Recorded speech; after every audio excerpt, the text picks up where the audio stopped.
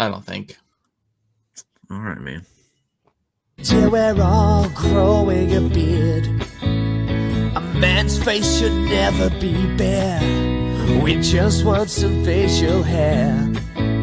We're anticipating, yeah, everyone's waiting for a beard. Hey, good morning, everybody. It's good to see you. This is Behind the Beards. And here we pull the curtain back, take a look behind the scenes, and try to reveal the things that you need to know about your ministers and your ministry leaders.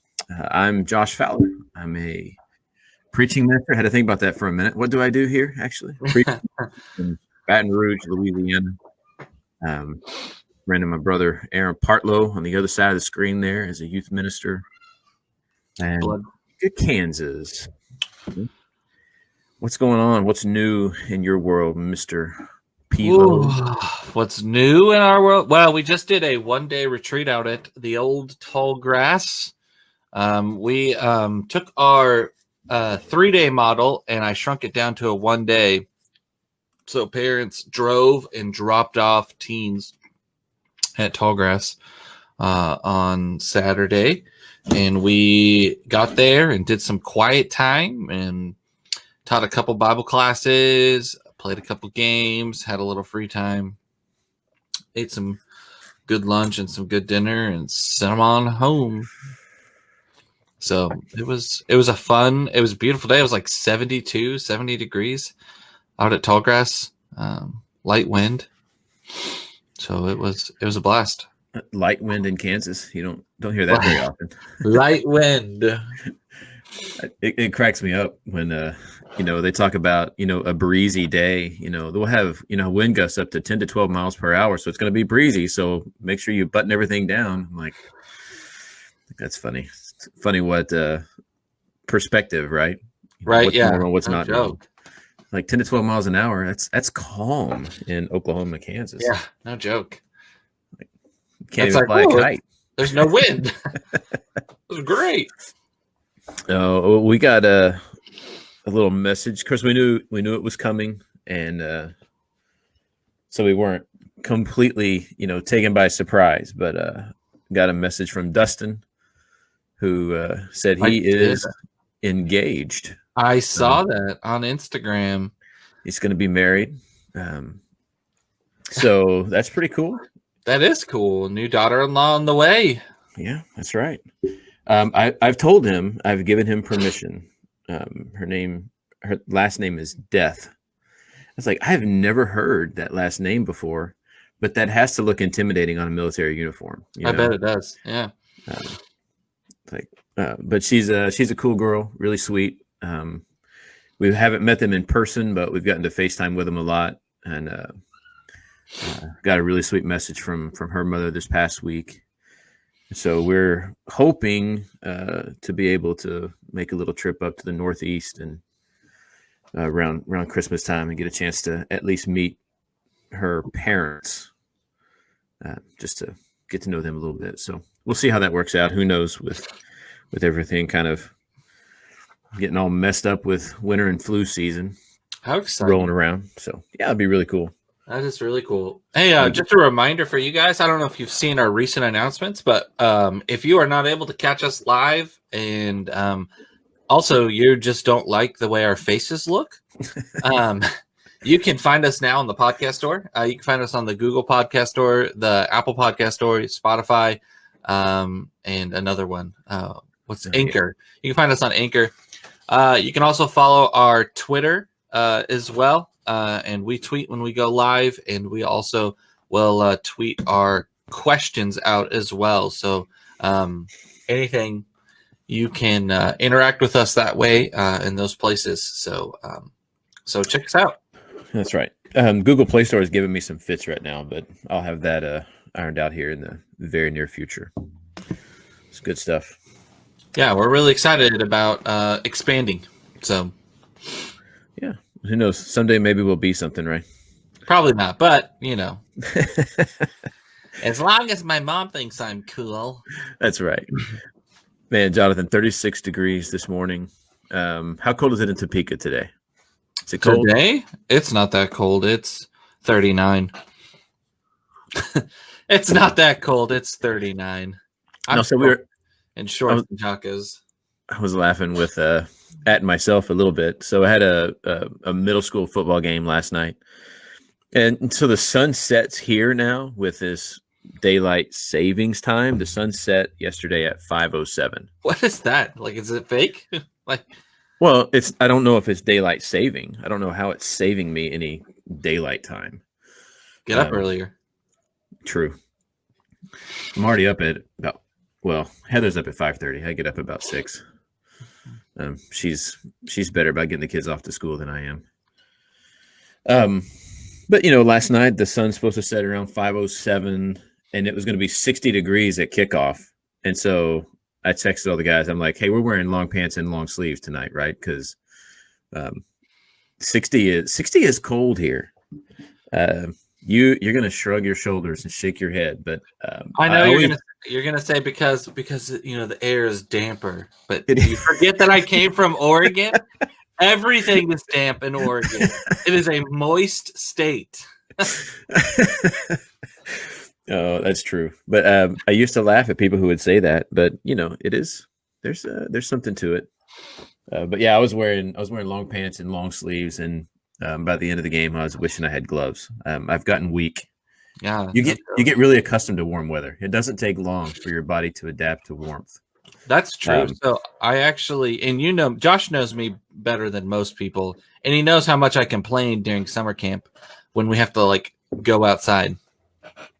But now, since Josh abandoned me to go to Louisiana, and Bryce left as well, I've had to run the encounters. So now I wear my big straw hat, which is obnoxious.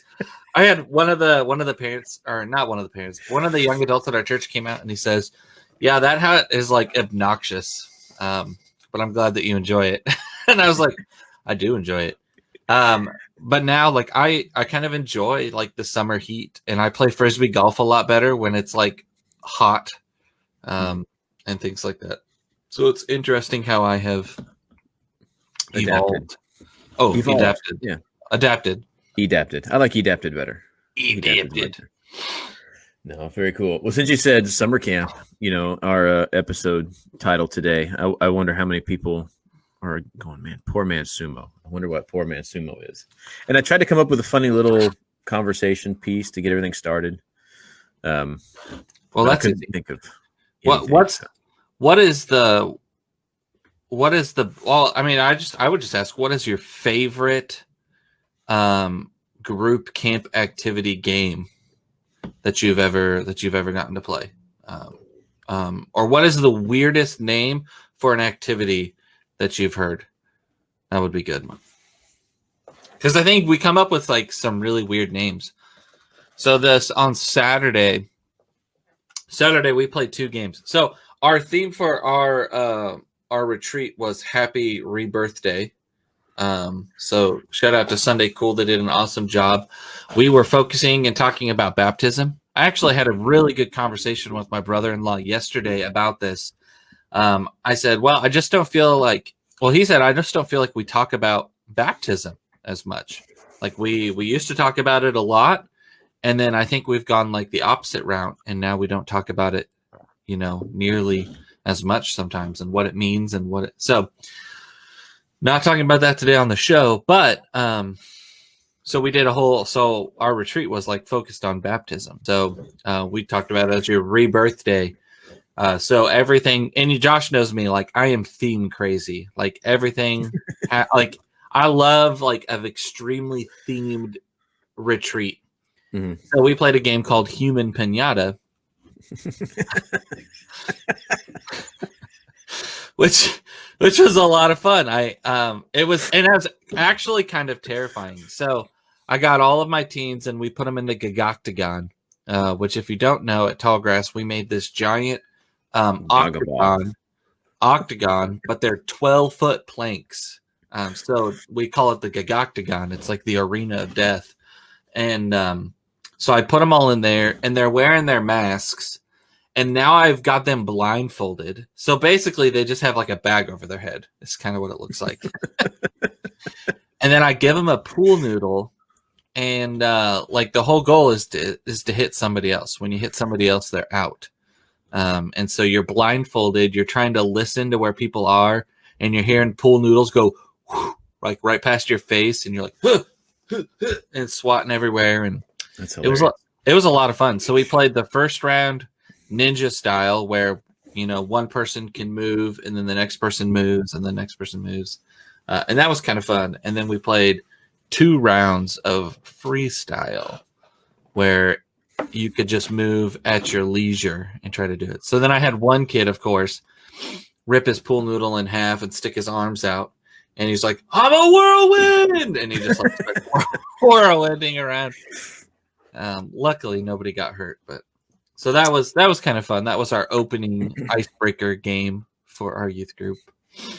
That's awesome. It's one of the great, and I'm going to say great challenges because it is a challenge, but it's a challenge for me in a really positive way, because it forces me to get into this creative mindset that is almost required if you're going to connect with, and not just teens, if you're going to connect with anyone. Yeah. And that's true whether they're 9, 19, or 90. You have to be creative if you want to capture people's attention. And so many of the games that we play, like one of the things that I loved about our camp was everything had a purpose. Mm-hmm. Even the volleyball games that we would play when we would pit cabin against cabin, everything had a purpose. No moment in that span of whether it was a week or 3 days or 1 day wasted. No moment wasted. That's right. Free time. Free time was free, but it was structured in a way where it was steering them towards an objective that we wanted them to get out of things. So these games, you got to find some way of capturing their attention, because if you don't, they're going to assume what's going on, and then they're going to miss out on the instructions, right? And the instructions are the key. Clearly worded expectations, are the key to a good camp game or encounter or camp activity. And anything that you can do that brings in this, like, hey, we're going to play poor man sumo today. Nobody knows what poor man sumo is. Right. I'm not even sure I yet know what poor man sumo exactly is. Well, and getting that hype going is really important too. And I think that's kind of helps with some of the fantastic and weird names. 2 years ago, we played a game called Ultimate Sombrero.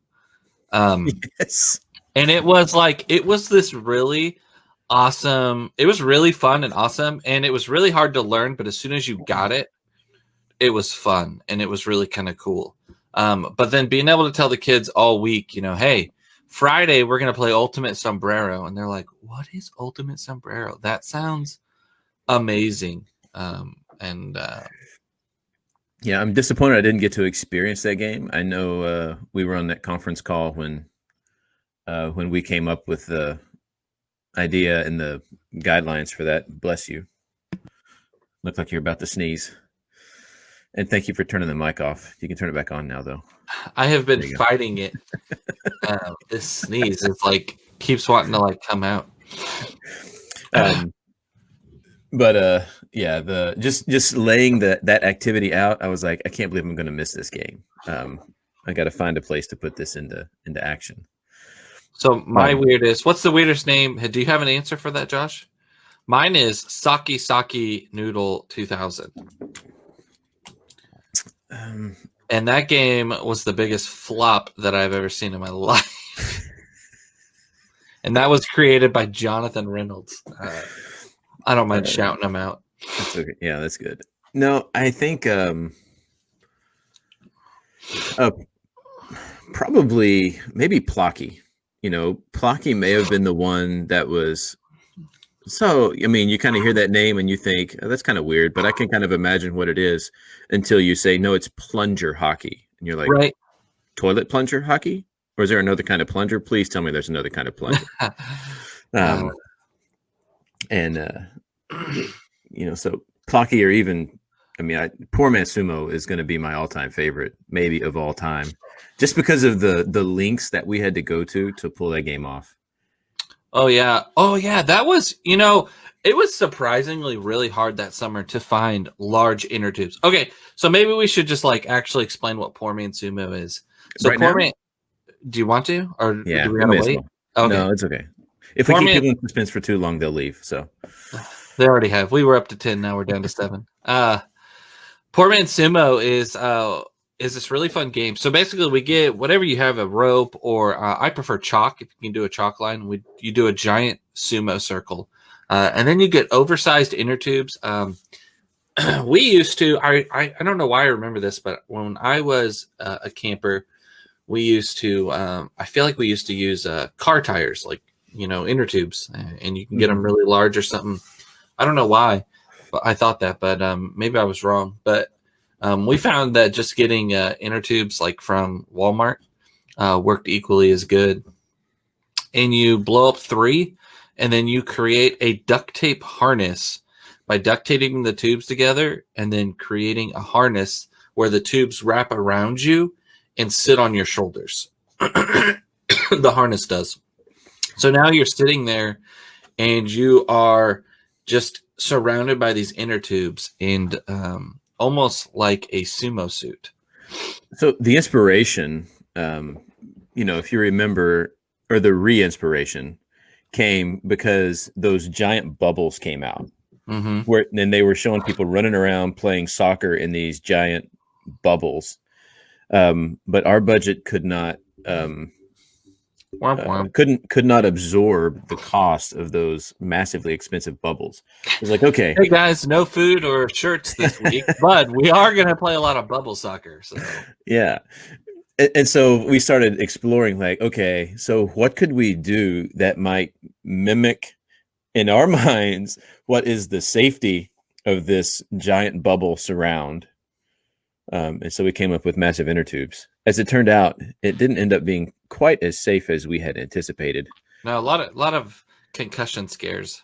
And a lot of there was one guy who loved the game who was very much larger than the rest of the campers, and may have legitimately been a sumo wrestler.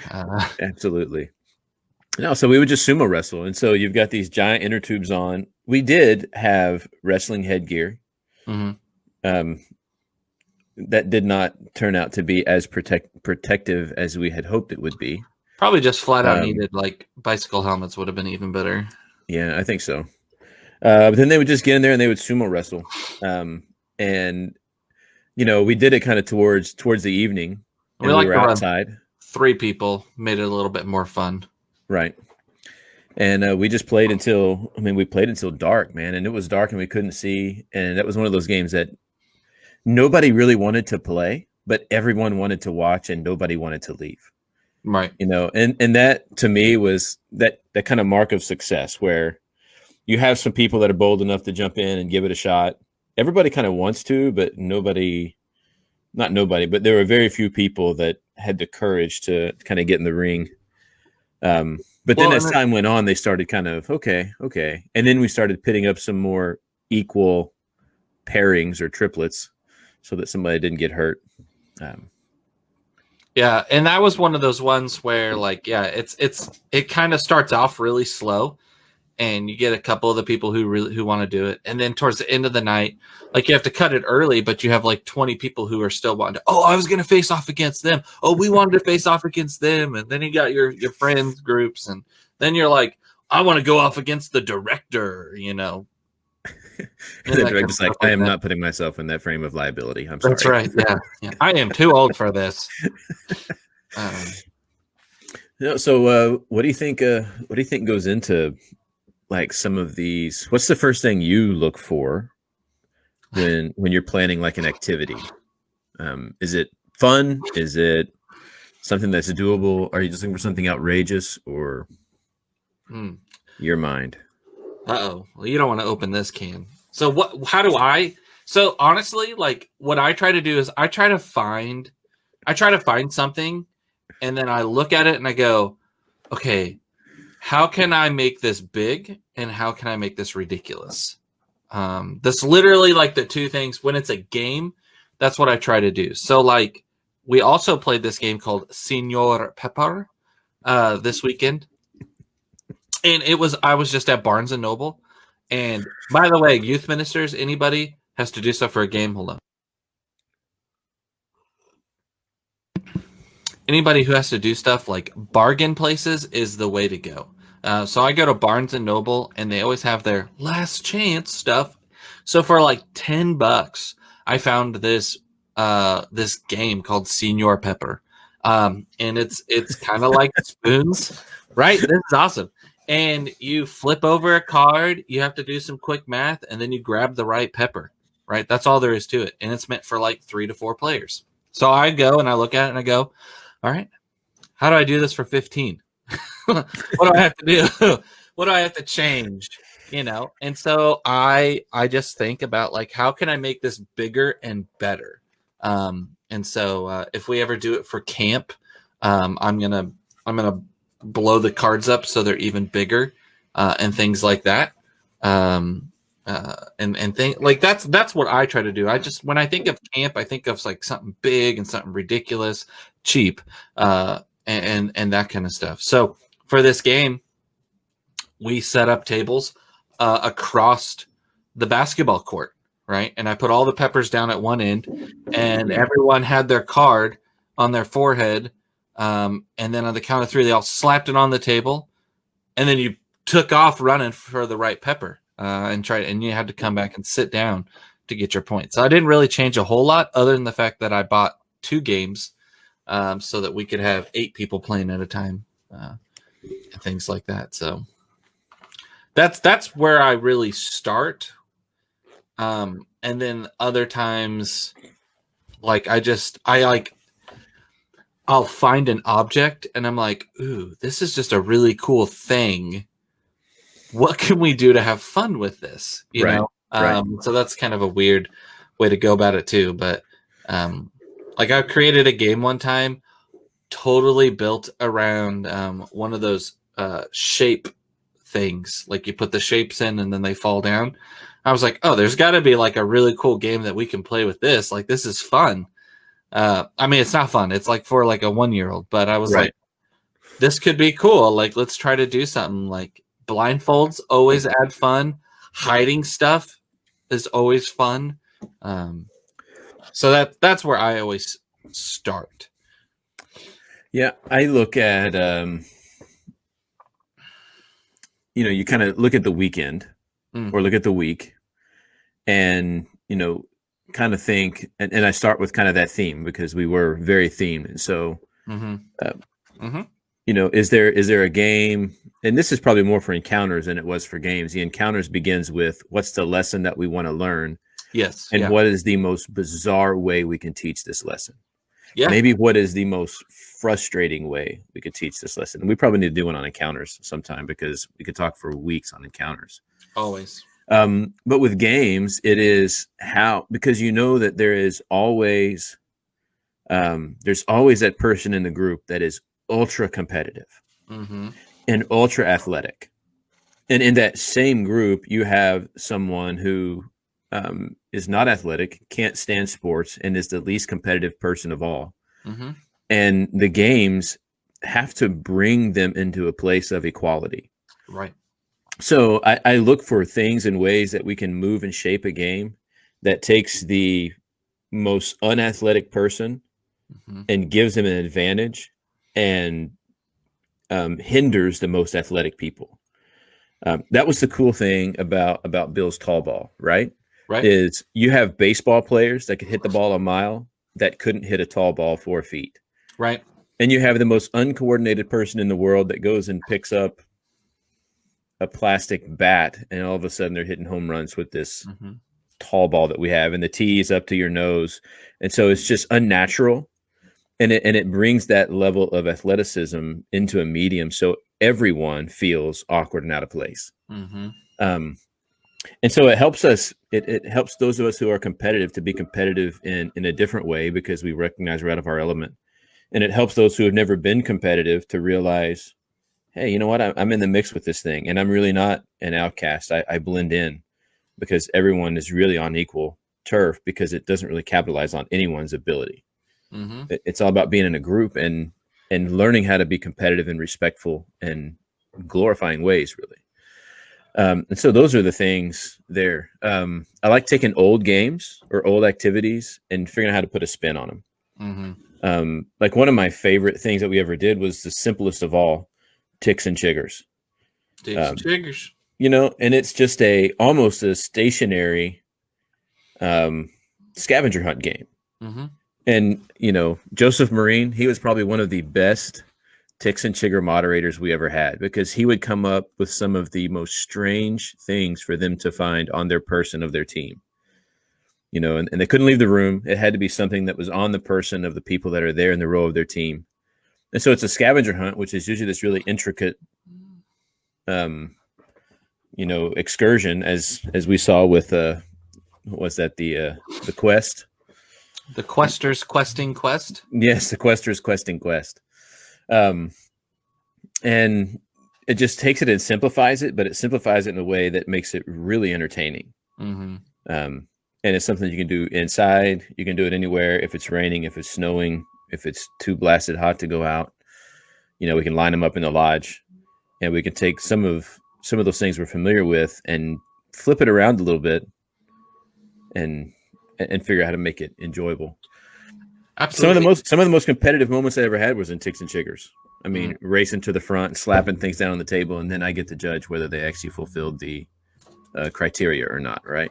Well, and there's that idea of just taking something simple and adding that spin to it. So I have found that like a lot of games are fun during the day, but for my youth group, as soon as I mention these two words, they go crazy. Night game. Yeah, right. Whoa! You know, it doesn't matter what it is. If you can play it at night, it is so much more fun, you know. And so we are known for, and I'll have kids come to Tallgrass and be like, "Are we gonna play a night game?" And I'm like, "No, we don't play night games at Tallgrass. We play night games at my youth retreats." So if you want to come to our youth retreat, you can play a night game. And I don't remember if we've talked on here about Free Willy, but that was one of those games that my wife, she helped coordinate, and it was a beautiful, beautiful game. We took a 6-foot inflatable orca, which if you've ever seen the movie Free Willy, then you know where the name came from. And then we taped those glow-in-the-dark bands around the silhouette of the orca. And our teenager, this is how simple the game was. Because it was played at night and because it was played with glow sticks, it was awesome. But a teen had to go out with Willie, hide, and then get back to the lodge without getting tagged. That's all they had to do. Came with some of the best photos and videos that we have, because you would see this silhouette of an orca with glow sticks bouncing through the tall grass, and then disappear, and then reappear and start going, you know. And so it was like a hunting game, and it was a lot of fun. But such a simple and easy design. Cost me like $30, you know, $20 for the whale, $10 for the glow sticks. We played it for at least 3.5 hours. I mean, the kids just absolutely loved it. Yeah, and one of the biggest things is the inspiration for these kind of things come from some of the most random places. Oh, totally. You know, like I have spent hours like just pouring through, you know, I've got a whole like files and files and files of like games and game activities and all this stuff. And I spent hours and hours and hours pouring through those and figuring out, ooh, can we do this? Could we do that? Could we modify this? We throw them out there, give you a call. It's like, hey, what about this? What about this? Throw them in the Google Drive, and we're exploring them. And then someone walks up and says something like, or walks through the store with a big inflatable. And it's like, that's it. You know, and or you walk into Walmart and you see those giant animal heads, and it's like, that's the answer. That is the $12 answer right there. Answer. It's frisbee golf with giant animal heads. That's right. You know, or whatever it is. And so, you and then we get back into that. Okay, now then, how do we take this game and how do we shape it? How do we get something out of it? How do we take it to a place that's now it's more than just a game? It's a game that we're going to be able to reach everybody. Right. Well, and sometimes things are just games, and sometimes things are connected to that meaning. Well, and I'm looking forward to, shameless plug here. I'm looking forward to Who Put Baby in the Corner. Who put baby in the corner? That episode when we talk about reaching those of our midst that just are content to be on the fringe. Mm-hmm. And that to me, and maybe we can start talking about what we see, value in those in these games is, we have all kinds. We'd have camp wars, and some of them were more athletic. Some of them were just bizarre games that nobody was good at, which made everybody perfect at them. Badminton. It's amazing how many people are bad at badminton. You can have the most athletic kid, and I mean, it's like they couldn't hit a shuttlecock to save their life. Yeah. And so, for me, I see success in a game where that person who's kind of been standoffish, maybe in the icebreakers, they were hesitant to join in. You have kind of pockets of friends that are around, and this person is just kind of around with one or two on the outside. Too watching cool for school kids. Sometimes too cool for school. Sometimes too awkward. I'll find success when I can get those too cool for school kids who will actually participate and jump in. Because I feel like that's a boundary, like where if I'm able to do this and make fun of myself, then that's one of those, for me, that's one of those equal boundaries. As much as the kid who stands, who's out in the fringe kind of a thing. Yeah. So I don't know if you remember the wrestling match I had in the lodge. I think our second year there. It was one of those three boys that came from Baldwin City.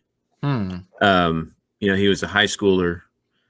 He was one of those fringe kids. Mm-hmm. And he was brought by one of the ladies who just reached out to several families in the area.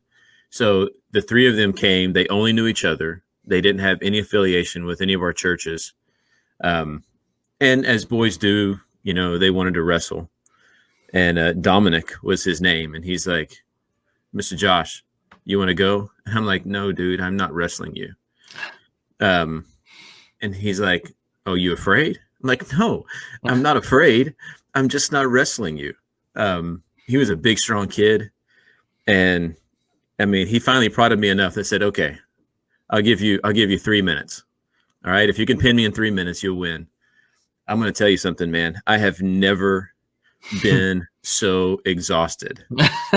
Longest 3 minutes of my life. Longest 3 minutes of my life. But after 3 minutes, he reached his hand out and he goes, truce? I said, yes, please. I can't breathe. But you reach people in some of the craziest ways as well. Mm-hmm. Mm-hmm. And sometimes it's through that engagement and not being willing to take yourself so seriously. So when you say that you have I think like four kinds of people that you find at those activities. Some of them are there because they've been forced to be there. Yeah. They either are forced to be there by their parents or with older folks, they're forced to be there by their sense of guilt if they don't show up when the doors are open. Right. And so they're just there because they feel like they have to be there. Mm-hmm. You have another set of people who are there because they are genuinely excited about anything and everything you will put in front of them. And then you have those kids and those people who really want to be excited about it, but they're afraid of what their other people will think if they are. Mm-hmm. And then you have that group on the other end of the spectrum that just wishes they could fit in, but they don't know how, and so they stand kind of off to the side. Mm-hmm. And the value comes when you see those people no longer caring what their peers think, and they just find themselves enjoying themselves, enjoying their time, and actually having fun and putting all that away.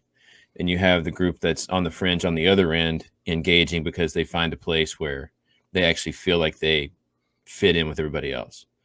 And that's what I see in those games. And when I look and I see all of those things mixed up, it's like, this is not what I had in mind, but this is perfect.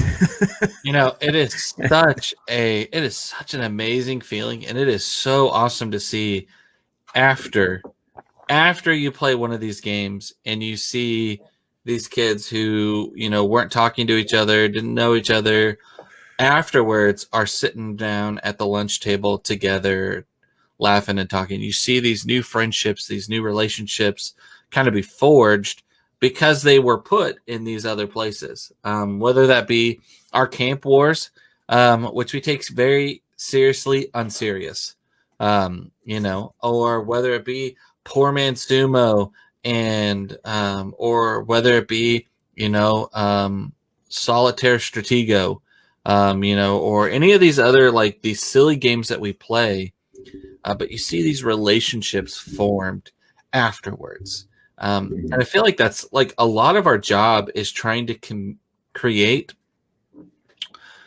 community, Right.